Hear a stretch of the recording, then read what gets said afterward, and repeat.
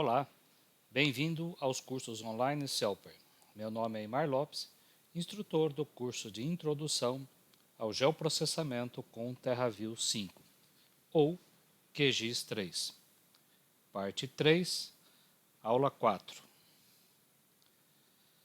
Muito bem, nessa aula nós iniciamos aqui um assunto novo no nosso curso, que é a utilização de dados de modelos numéricos de terreno.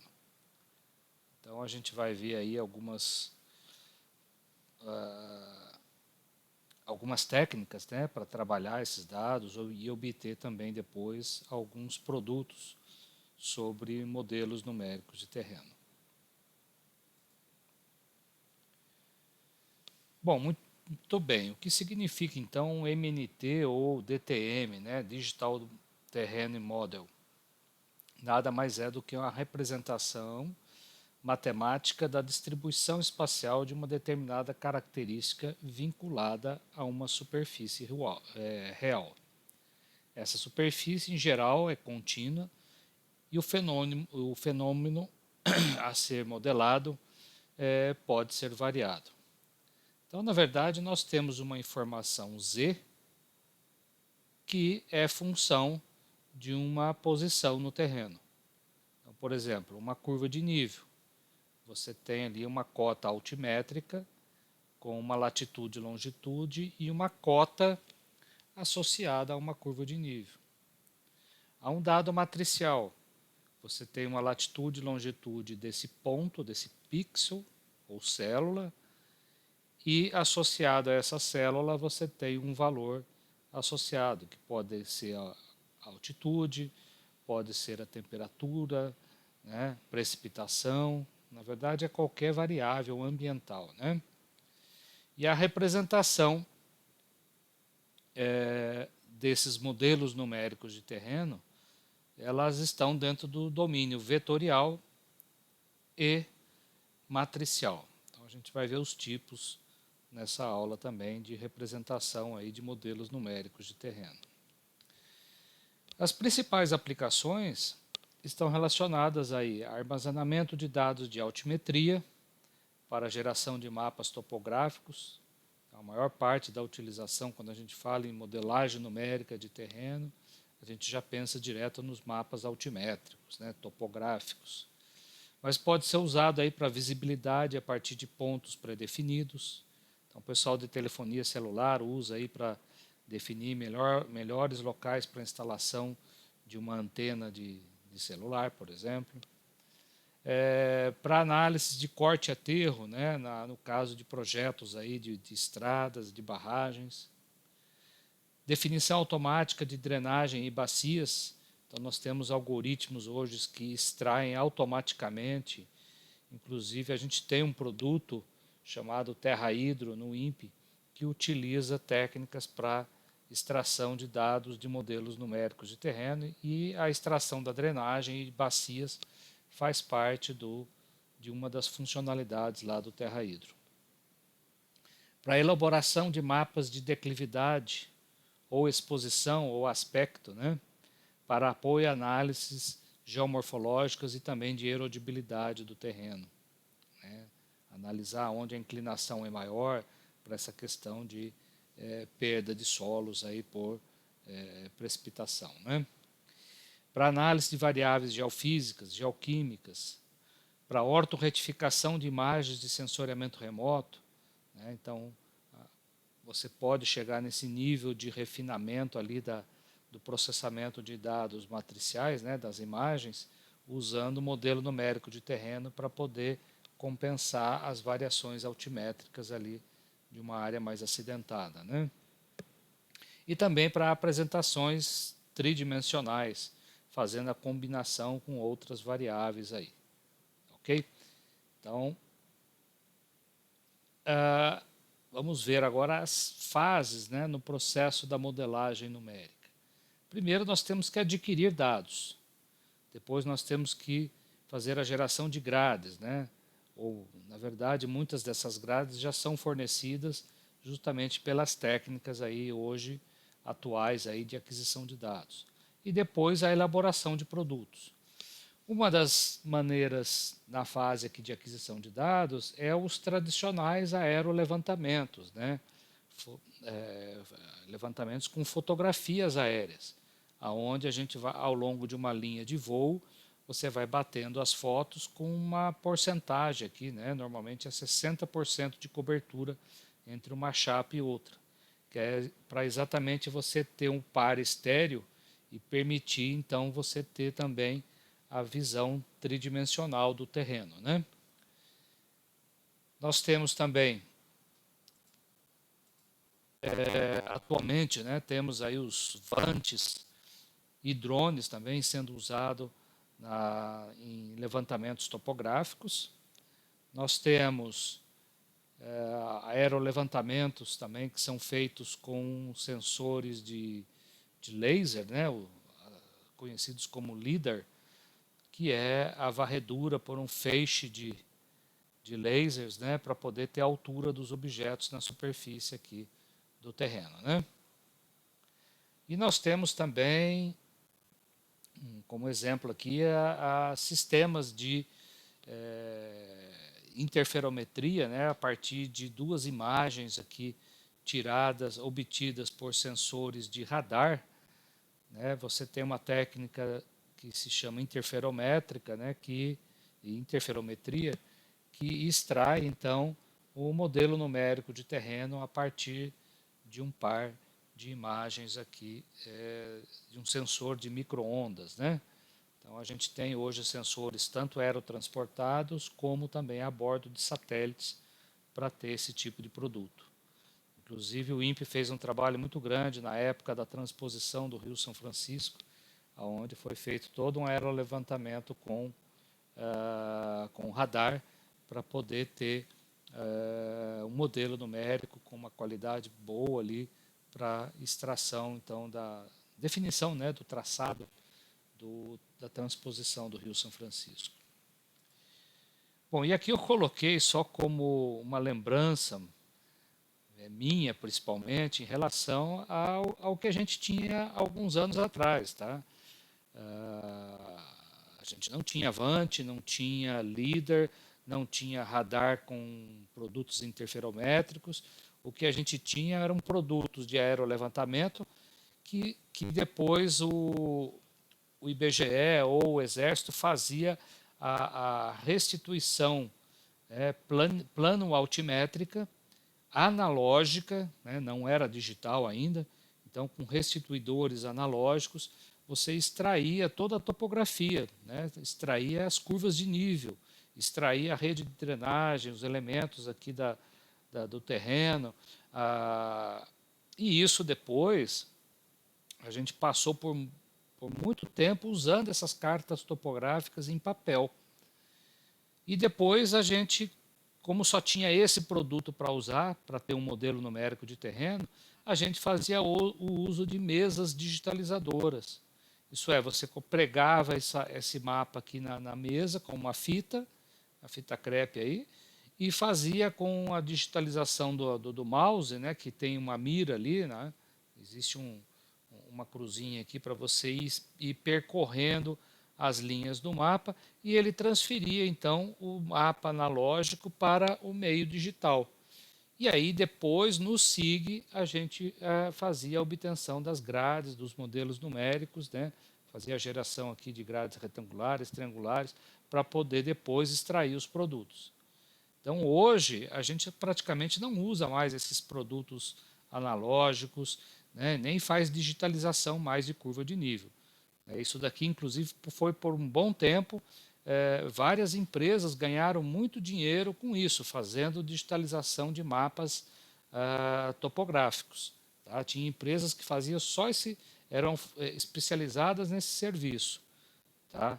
E teve até um tempo que o IBGE, para uma dessas empresas que eu tive contato, eles forneciam o fotolito que era usado para poder fazer a impressão em papel, forneciam cópia desses fotolitos só com as curvas de nível ou só com a drenagem. Então, Na verdade, essa carta topográfica, a gente sabe que é uma composição de várias camadas, né, que foram impressas ali em papel. Mas você tinha como obter só o mapa de curva de nível. E aí você conseguia fazer, né, não mais a digitalização em mesa, você fazia a escannerização só do fotolito com as curvas de nível e depois usava softwares de vetorização para fazer todo o traçado das curvas e depois fazia o registro daquele dado que era vetorizado. Tá? E com isso você tinha então um mecanismo mais automático ou semi-automático, inclusive existem vários softwares que fazem a vetorização automática ou semi-automática, né, para poder ter as feições aqui de um mapa transferidos para um SIG. Mas graças a Deus hoje a gente praticamente não usa mais esse princípio aí dos dados em papel para poder transferir para o computador. Praticamente as tecnologias hoje todas aqui, você contrata um aerolevantamento, você já obtém, a empresa provavelmente, além de às vezes entregar a foto, no caso de uma fotografia aérea, né, ele te entrega já a grade numérica, a grade retangular, né, para você poder fazer uso disso depois no SIG. Mas nós vamos ver também que é possível você, a partir de pontos e isolinhas, você obter grades triangulares e retangulares. E como produtos aí vem uma diversidade grande de ferramentas para trabalhar os produtos de sensoramento remoto, desculpa, os produtos de modelo numérico de terreno, como efeito de relevo sombreado, né, você trabalhar, por exemplo, dados pontuais de precipitação e obter uma superfície aqui retangular, né, matricial, indicando onde chove mais, onde chove menos numa determinada época do ano, né, obter, por exemplo, traçado sobre uma área para poder definir o perfil, né, como que é a variação topográfica aqui ao longo de uma determinada direção, no caso de projetos de estrada, geração de produtos como o cálculo da declividade, para calcular a inclinação das encostas aqui numa bacia, pensando nessa coisa da erodibilidade, ou também de riscos a deslizamentos de encosta, né? Então tem uma grande utilidade desses produtos aqui derivados da altimetria, que é a declividade. E também, né, extração das bacias e da rede de drenagem a partir dos modelos numéricos de terreno. E depois você poder fazer a cartografia disso, fazer um layout e mandar para a impressora ou para a plotter aí. Ok?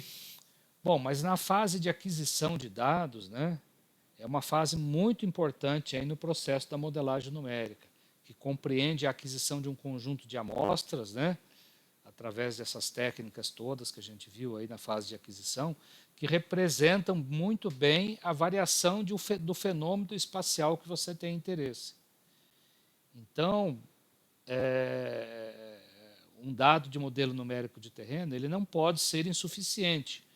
Ou você tem uma subamostragem, né, faltando detalhes ali na topografia que você quer, ou do fenômeno que você está tratando, para representar bem a tua variável ambiental ou topográfica ali, né? E nem ser redundante. Isso é, você ter uma superamostragem de pontos, de isolinhas, de feições ali que não vai refrescar em nada a informação que você já tem se você trabalhar com uma base de dados com menos informações, né? Então, você tem que ter um balanceamento disso. No caso da amostragem, né, inclusive essa amostragem ela não pode ser aleatória. Você vai representar a variação, por exemplo, de argila num solo, numa fazenda onde você vai fazer um parcelamento para fins de reforma agrária. Você vai coletar algumas amostras de solo para depois levar para fazer uma análise química. Né? Como é que tem que ser essa distribuição das amostras para representar bem o fenômeno, né? Um fenômeno muitas vezes anisotrópico, né? Como, por exemplo, a concentração de elementos no solo aí. Então é importante que essa amostragem ela seja representativa do fenômeno que você vai estar trabalhando. Quer dizer, uma superamostragem nem sempre significa uma amostragem representativa. Né? Então essa amostragem ela deve considerar aí quantidade e posicionamento das amostras em relação ao comportamento do fenômeno a ser modelado. Então, por exemplo, a superamostragem da altimetria em uma região plana significa redundância de informação. Você vai ter muitos pontos ali com uma variação topográfica muito pequena que não, às vezes não tem necessidade desse detalhamento. Né? Então você tem uma redundância ali por superamostragem.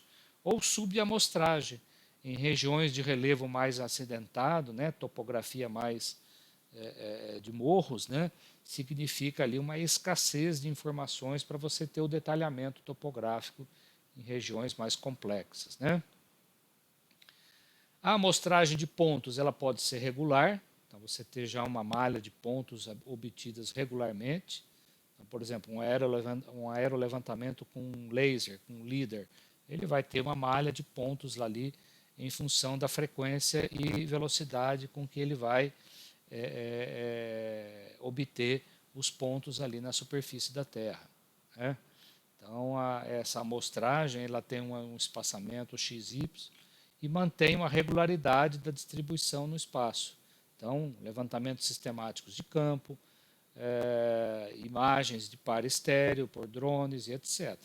E também as imagens de fase interferométrica podem resultar aí em produtos, né, de uma amostragem regular. Mas pode ter amostragens que são totalmente irregular, quer dizer, não existe regularidade na distribuição. É mais usada na prática por levantamentos de campo. Então você foi lá no solo e coletou vários pontos aqui com um saquinho lá de terra para levar para fazer análise química.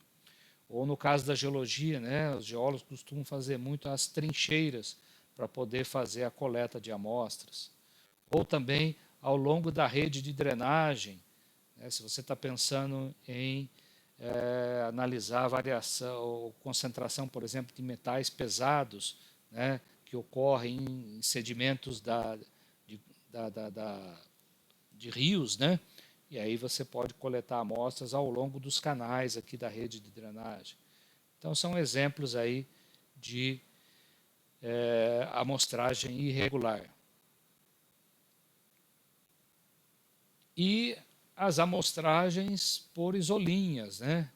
Então, no caso de uma restituição planimétrica hoje, você recebe, na verdade, a grade retangular. Mas você pode, a partir da grade, extrair, fazer o processo inverso hoje, né? Você extrair as curvas de nível ou as isolinhas, né? A partir de uma grade.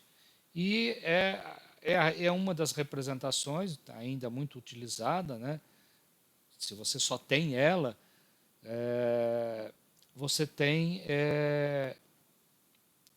muitas vezes, além das isolinhas, você tem os pontos cotados. Então, além das curvas de nível, você tem nas regiões de topo de morro, ou fundo de vale, ou em regiões planas, você tem também informações ali do máximo, né, topográfico nessa área, para depois poder fazer a modelagem. Né? Bom, as representações de modelos numéricos de terreno, né, elas podem ser vetoriais aí. Então, se você tem a malha de pontos, como a gente viu, você pode ter as isolinhas, né, são curvas de isovalor. Então, isso é um dado vetorial. Né, ele pode estar muitas vezes ali no formato shape para você poder fazer uso no teu SIG. E a partir desses dados vetoriais, né, isolinhas e pontos cotados, você poderia estar utilizando aí um método de interpolação para criar uma grade triangular.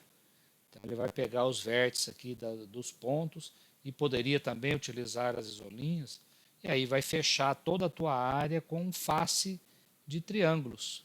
Né? Cada vértice aqui do triângulo tem um valor, né, associado.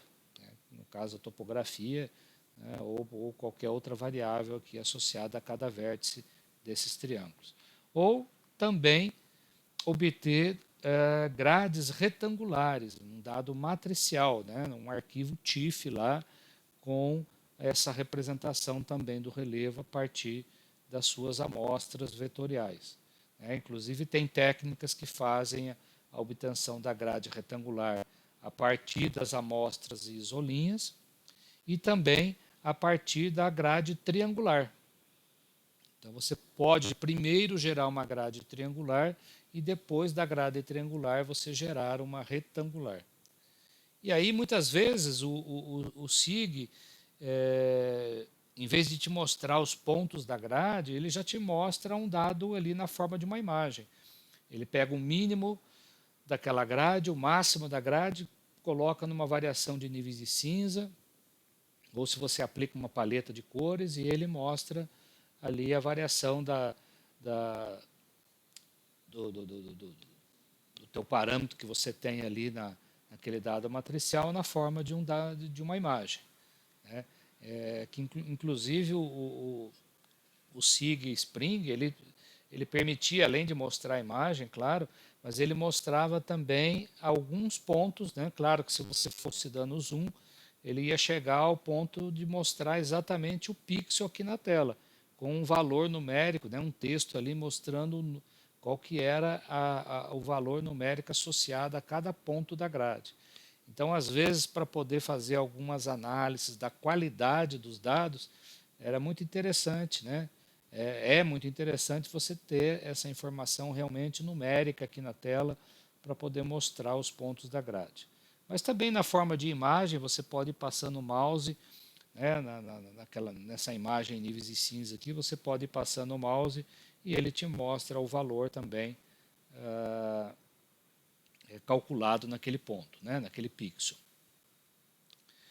Bom, mas modelos numéricos de terreno, qual a vantagem então de você ter os dois tipos de grades aí, né? A grade retangular e a grade triangular. No caso da grade retangular, ela é mais adequada aí para dados de geofísica, para visualização 3D, né? Para facilitar, ela tem uma facilidade maior de manuseio e conversão, porque é um dado matricial, sistemático, com espaçamento fixo, né? Bem definido e tal. Já uma grade triangular, não. Né? Os triângulos aqui podem ter diferentes tamanhos. Então a complexidade de armazenamento aqui é maior, porque isso aqui também é um dado vetorial, normalmente armazenado ali em formatos específicos, né? E serve então para representar relevos mais complexos. Então, se você tem uma região de montanha, uma região de planície, né, você vai ter ali esses triângulos de tamanhos diferentes representando os relevos com uma complexidade maior. Aí. E uma vantagem da grade triangular é que permite incorporar restrições ou linha de quebra, que a gente vai ver o que é aí na sequência. Tá?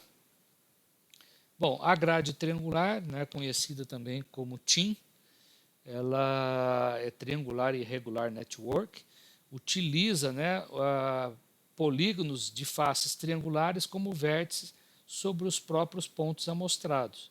Então, lógico que essa isolinha aqui, ela tem milhares, às vezes, de pontos aqui para dar o traçado, e ela vai escolher os pontos mais significativos aqui para poder fazer o traçado da isolinha, né?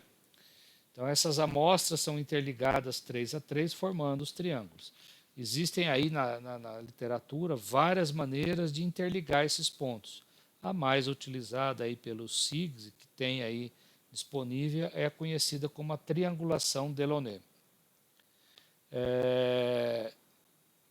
Só que nessa técnica, né, se a gente observar, por exemplo, essa curva de nível aqui, ela faz um bico muito grande aqui assim, né, nessa região. Então, o que vai acontecer? Apesar de você ter uma curva aqui atrás e outra aqui com um valor diferente, e ter inclusive um ponto cotado aqui no meio, né, você observa que ele fez uma triangulação lá com a isolinha, com a outra isolinha e com o ponto cotado. Mas se você pegar esse outro triângulo aqui mais na frente, próximo desse bico, ó, nesse vértice, nesse vértice e nesse vértice, você criou um triângulo aqui um pouquinho mais na frente você criou outro, depois outro, depois outro, depois outro. Então, esses triângulos todos aqui nesse bico, você observa que os vértices estão sobre a mesma isolinha. Então, você vai ter aqui um valor, que eu não consigo enxergar direito qual é no momento aqui, mas vai ter um valor lá, 1000, 1000, 1000. Então, você vai ter valores iguais. Significa o quê? Você vai ter um monte de triângulos aqui nessa regiãozinha no plano. Então, tome muito cuidado com isso, às vezes são artefatos e tem maneiras de você tratar isso, tem técnicas, tem diferentes interpolações em diferentes SIGs que permite trabalhar esses detalhes aqui com uma precisão maior. Ok? Então, cuidado que às vezes são armadilhas que são criadas aí na hora de fazer as interpolações. No caso da isolinha, que é só um exemplo exatamente desses detalhes, né, da triangulação, se você fizer usar a isolinha e, né, a linha de quebra, né, ou a gente chama de linha de quebra, mas no caso aqui a drenagem é o valor da quebra negativa de relevo, né, porque ele vai diminuindo até a linha do rio e depois começa a subir na linha do lado oposto do rio. Né? Então a topografia aqui, ó, ela vai decrescendo, 1060, 50, 40, né? Passa pelo rio, volta na isolinha de 1040, 1050, 1060, 70, 80. Tá? Então você tem um vale aqui por onde passa essa rede de drenagem. E aí, se você obter uma rede de drenagem, aonde você diz, olha, me cria então um TIM sem considerar a linha de quebra. Então, o que ele vai fazer? Essa linha azul que está aqui, ele nem vai olhar para essa linha que está aqui em azul. Ele vai fazer a triangulação, perceba aqui, ó, que nesse bico aqui, né, nesse bico aqui da isolinha, o que ele vai fazer? Ele vai criar vários triângulos juntando de um lado a outro aqui, criando vários triângulos no plano. Tá? Bom, então se você der um zoom naquela área e você pegar exatamente um triângulo ali, olha, do lado de lá a isolinha era 1040, nesses dois vértices, aí a isolinha foi lá na frente, voltou e passou por esse outro vértice. Então você criou aqui um triângulo no plano. E aí o que vai acontecer? Se você fizer um perfil ao longo desses triângulos aí, né, um perfil A linha, você vai ter o quê? Você vai ter o relevo decrescendo, decrescendo. Quando chega nessa região aqui, ele vai criar um vale de fundo chato. Então é um artefato ali, né, irreal, que não representa com fidelidade a topografia. Né?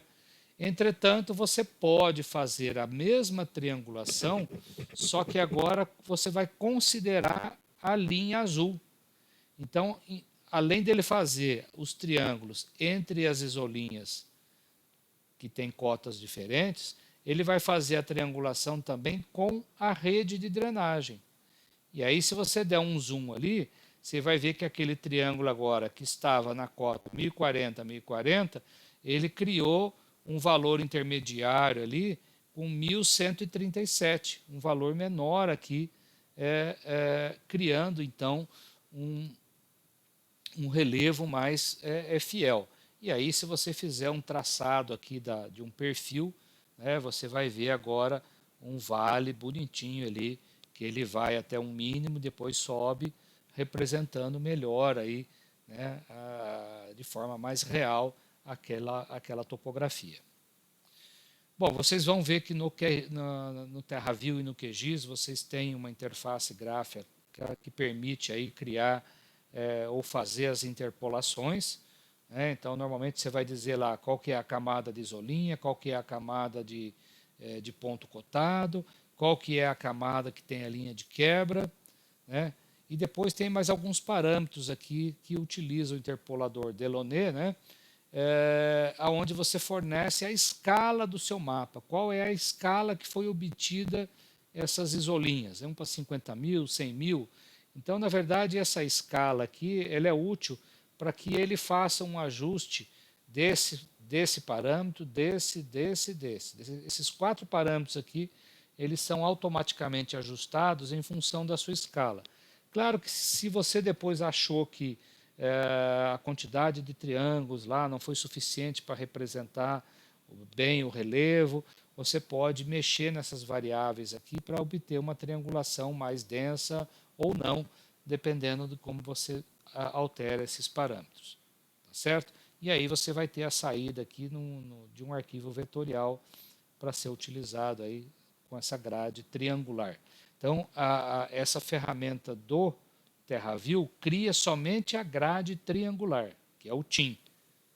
Diferente aqui do QGIS.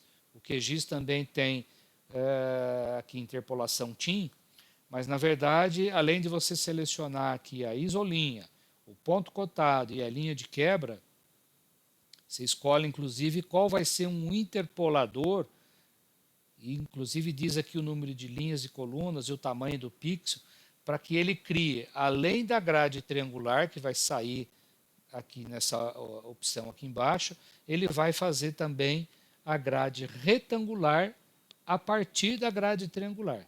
Então, ele, pelo método de interpolação aqui linear, por exemplo, ele vai definir uma imagem retangular a partir da grade triangular. Então, ele já faz aqui as duas coisas. Tá? No TerraView, se você quiser criar depois a grade retangular a partir do TIM, é uma outra interface que faz isso.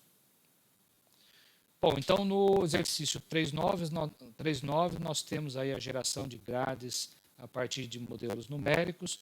Eu vou fornecer para vocês isolinhas, ponto cotado e linha de quebra. Vocês podem testar lá a interpolação sem linha de quebra, com linha de quebra.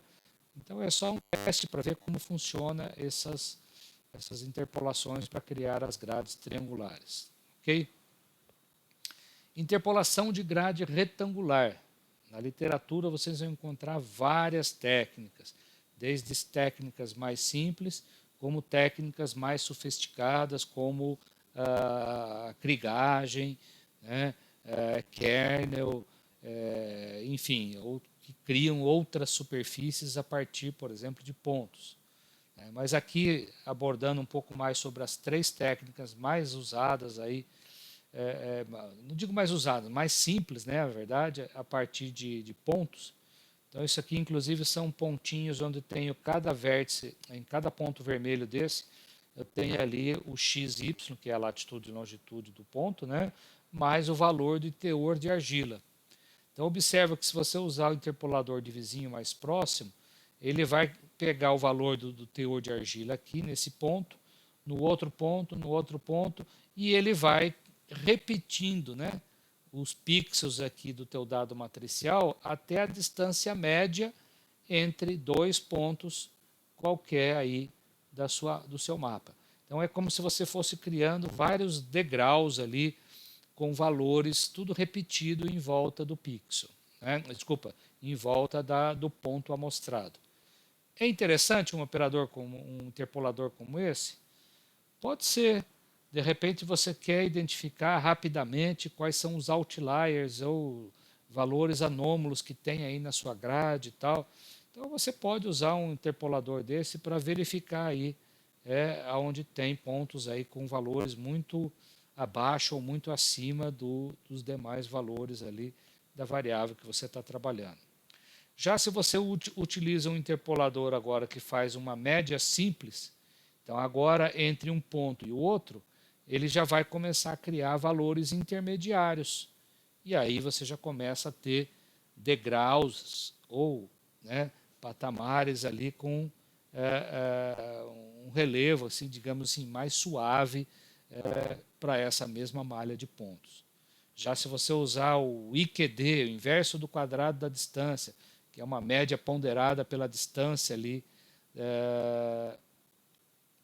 do ponto que você está calculando em função das suas amostras, né, você vai ter um relevo mais suave ainda, representando a variação aí do teor de argila. Né? Bom, então esses operadores, no caso o vizinho mais próximo, então imagina aqui que nessa cruzinha é onde ele vai calcular o valor. Então, ele, em função de um raio de busca que você fornece no interpolador, ele vai ver qual é o ponto amostrado mais próximo daquele pixel que você está gerando. E aí ele pega aquele valor e atribui ao ponto da tua grade. Aqui, nesse outro exemplo aqui, o ponto está um pouco mais distante, né? Mas ele vai repetir o valor idêntico ao que do pixel ou da amostra mais próxima. Já na média simples, então dependendo do tamanho do raio, ele pode pegar mais ou menos amostras. Então, ele vai pegar aqui os 1, 2, 3, 4 amostras e calcular a média aritmética sobre esses pontos para poder calcular o valor do pixel naquela cruzinha. E assim por diante, né? Já na média ponderada, vai ser em função da distância, né? Quanto mais próximo a amostra da cruzinha aqui, onde você está calculando o valor da tua grade, né? Quanto mais próximo, mais aquele valor vai influenciar no teu cálculo. Só que é uma média ponderada pela distância das amostras que você tem, né? E existe também, vocês vão ver aí que muitas vezes há necessidade de a gente trabalhar também a reamostragem dos dados matriciais. É uma operação que muitas vezes você utiliza ela na hora de fazer uma reprojeção. Então, por exemplo, você tinha uma grade numérica ali que ela é um arquivo TIFF que está no sistema geográfico, latitude e longitude. Então a unidade aqui do pixel, inclusive, está em graus. E aí você quer reprojetar, isso é, fazer a mudança de projeção e datum para uma nova posição aqui no espaço. Então, eventualmente, a tua grade ela vai dar uma rotacionada, ela vai dar um giro ali e vai se ajustar, né, em função dos valores que você tinha no dado de entrada. E aí, nessa hora, depois que ele calculou a nova posição no espaço, qual é o valor que o novo pixel vai ter aqui? É nessa hora que entra também os interpoladores de vizinho mais próximo, o bilinear, o cúbico, né? E essa reamostragem muitas vezes é necessária também quando você vai sair de uma resolução de mais detalhe para menos detalhe. Ou o contrário, você tem um pixel maior e quer criar um pixel menor, dando uma suavizada no modelo numérico que você tem. Claro que aqui você não vai estar criando informação nova nenhuma, né? Você já tem um valor para uma área maior e você vai criar vários valores menores, com pixels menores, para aquela mesma área, né? Bom, aqui tem um link aqui para uma referência onde eu, inclusive, usei alguma dessas figuras aqui, tá? Essa reamostragem, então, por vizinho mais próximo, como eu disse, ela pode ser de um pixel maior para vários pixels menores. Então, imagina que você tinha um tamanho de pixel aqui de 50 por 50 metros no terreno. Então, esse valor aqui que tinha o valor 10, ao dividir em pixels de 25 por 25, ele vai ter 4 pixels com o valor 10 ali.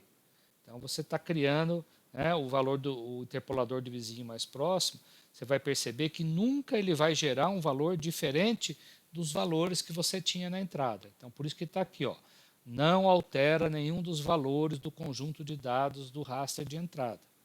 Ele procura pelo centro das células mais próximas na nova posição.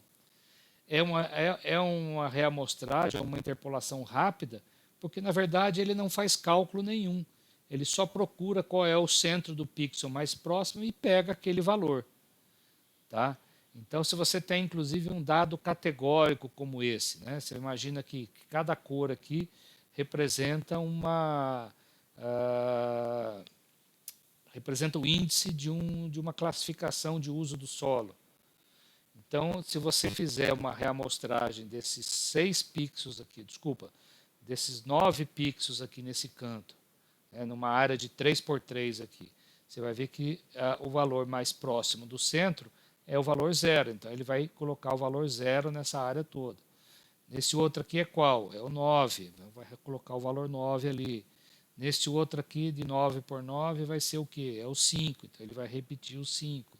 Nesse outro aqui é 1, então vai repetir o 1 para toda aquela área. Né? Então, nunca você gera um valor diferente, seja se você está subamostrando ou superamostrando a tua grade.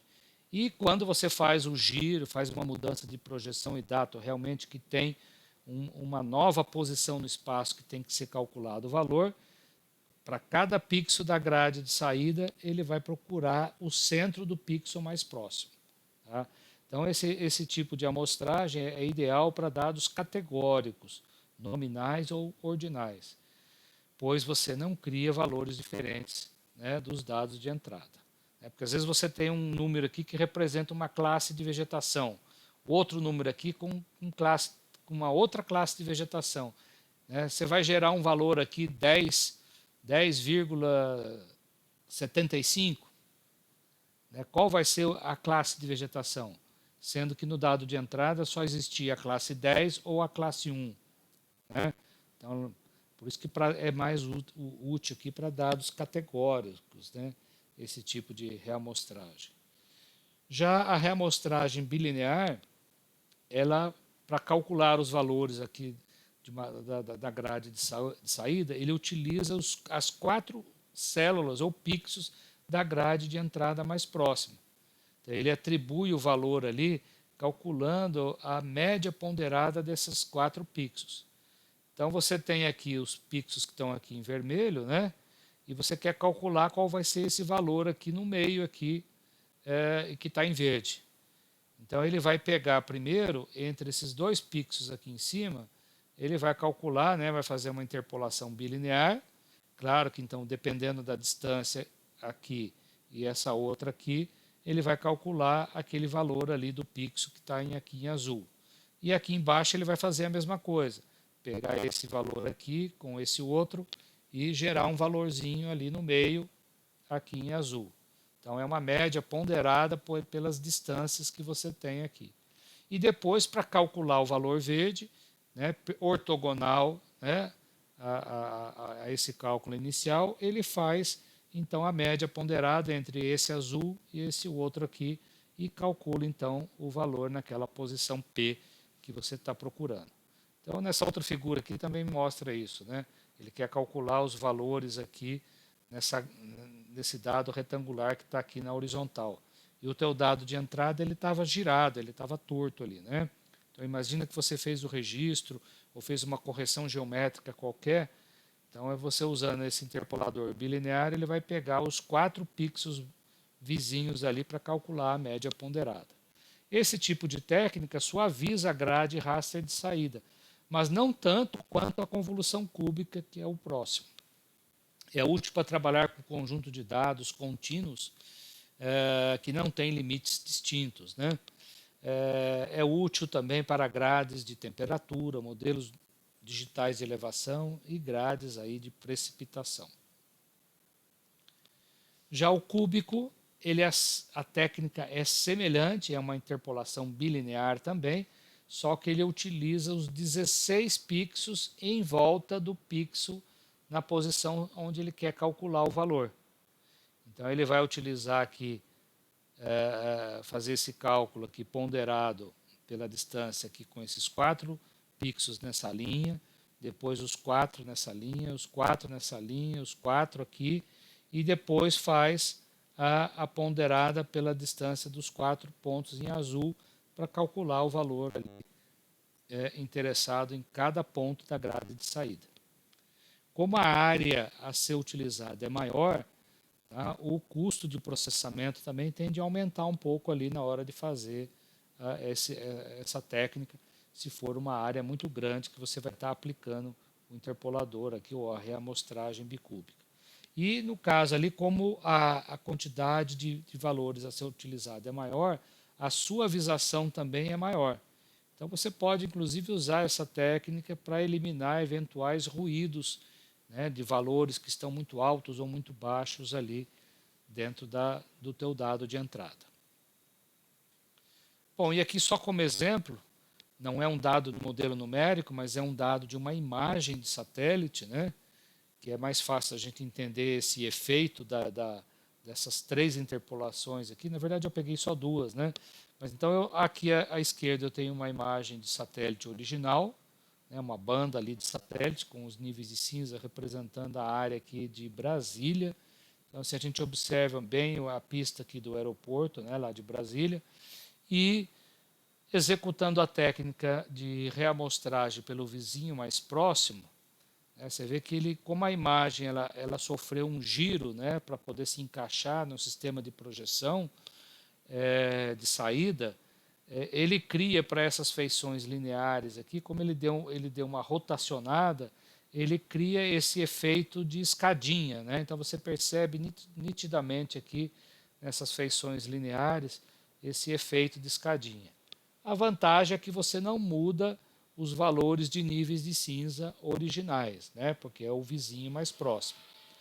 Mas já se você usar um interpolador bilinear, né, a gente vê aqui que o bilinear ele causa aquele efeito de suavização, porque ele utiliza os 4 pixels vizinhos para calcular um novo valor do nível de cinza de saída, né? Esse efeito de escadinha ele já é suavizado aqui no dado de entrada, desculpa, de saída, e inclusive os ruídos também, né? Você vê alguns pontinhos brancos aqui isolados que na imagem de saída eles ficam menos evidentes, né? Mas causa sutilmente, né? Isso é difícil de se ver, mas aqui até a gente forçou a barra um pouquinho para mostrar esse efeito. Ele dá um efeito assim de borramento na imagem, justamente porque cria esse efeito de suavização, né, pela média ponderada dos 4 pixels vizinhos. Bom, nós temos a continuação do exercício 3.9, é exatamente aqui fazer alguns testes para obter grades retangulares agora, a partir de isolinha e ponto, retangular a partir de uma outra grade, então você vai usar as técnicas de reamostragem aqui, ou se você tem uma grade triangular, um TIM, você vai obter uma grade retangular também. Ok? Com o detalhe que lá no QGIS a gente essa interpolação aqui já é direta, tá? Ele gera a grade triangular e a retangular de uma vez só, no caso do QGIS.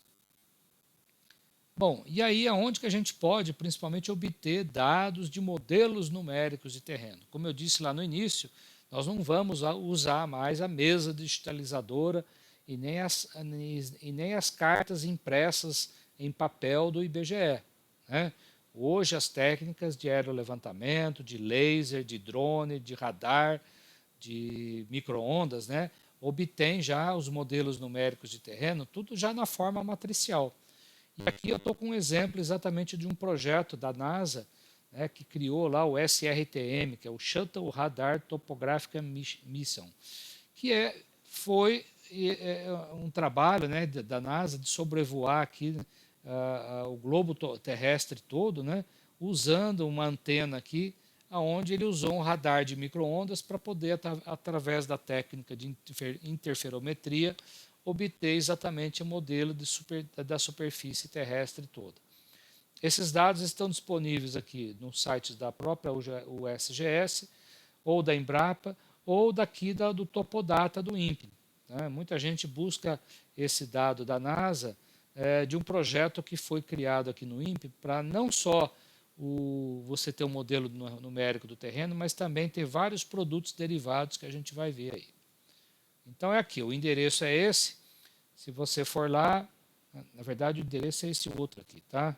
É porque tem uma versão antiga e tem uma versão usando esse web map IT aqui, tá? Então você cai aqui nesse endereço e aí ele mostra uma articulação do Brasil aqui que foi feita na escala de 1 para 250, né, usando o tamanho das cartas do IBGE de 1 para 250, que é de 1 grau a 1,5 grau. E aí você clicou numa quadrícula daquela, ele já te mostra ali aquela área, né? E você tem ali alguns produtos, altimetria, declividade, inclusive com diferentes fatiamentos, a orientação, relevo sombreado, orientação por octantes, a curvatura horizontal, vertical, formas de relevo, divisores e talvegs.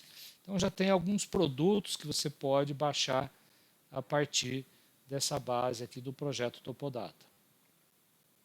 Bom, exercício 3.10 é exatamente isso, buscar os dados do Topodata, do site do INPE, para recobrir a área aqui no retângulo do Distrito Federal, né, que é aqui onde eu estou passando o mouse. Né? Então, essa área do Distrito Federal, você observa que deu azar de eu precisar exatamente o quê? De 4 cartas, uma para 250 mil, para cobrir a área toda do retângulo. Então, vocês vão fazer o download dos arquivos lá do site e depois vão aprender a fazer a mesclagem ou mosaico dos dados matriciais para cobrir essa área toda do DF. Só que antes de recobrir a área, vocês vão perceber, né, quando você carrega lá os 4 arquivos TIFF, vocês vão ver que para cada arquivo TIFF aqui, o valor mínimo e máximo da altitude é diferente. Inclusive, você nota nitidamente ali a linha de contato, né, entre as 4 cartas. Mas depois que você efetuar o mosaico, aí você vai ver que essa linha aqui desaparece, porque aí, na verdade, agora você tem o mínimo e máximo para toda a área e não de forma isolada, igual estava aqui antes do mosaico. E depois, finalmente, vocês vão usar a ferramenta de recorte de dado matricial, que é usar exatamente o limite do Distrito Federal para recortar aqui e você ter um modelo numérico de terreno dentro do DF. Ok? Então, era essa nossa videoaula introdutória aí sobre modelos numéricos de terreno. Essa aula foi mais extensa, porque era mais conceitual, né, do que qualquer coisa. Mas, se gostou da videoaula, dá um joinha lá no YouTube. E muito obrigado pela atenção. Façam os exercícios aí que estão associados a essa aula. E até uma próxima.